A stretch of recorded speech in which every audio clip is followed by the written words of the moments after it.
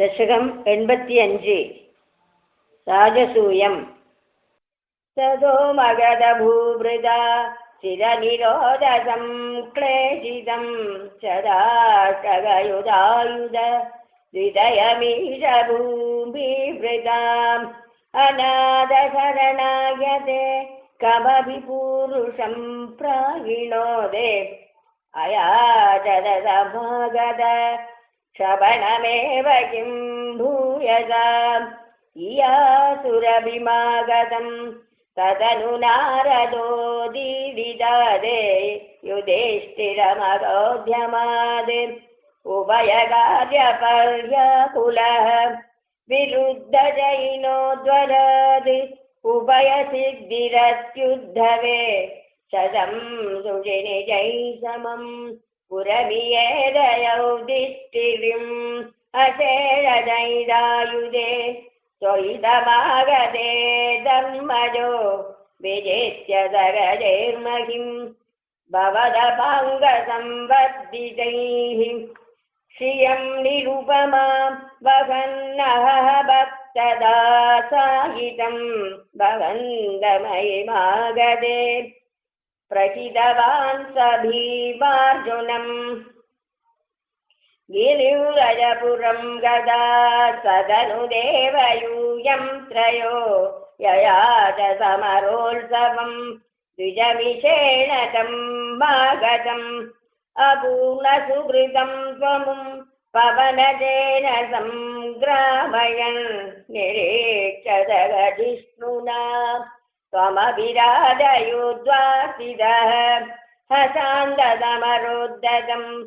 विडपपाडना संज्ञया निवात्य जरसंसुदम् पवनजेन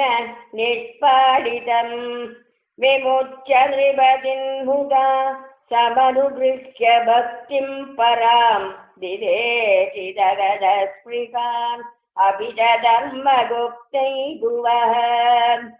प्रजकृषयधिष्ठिरे तदनुराजसूयाद्वरम्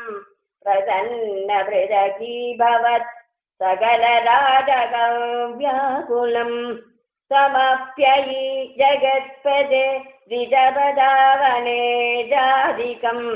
जगत्त किमुपद्यते नृपवरस्य भाग्यो नदिः ततः सवनकर्मणि प्रवरमग्रपूजाविधिम् विचार्य सगदेव वागनुगदः सधर्मात्मजः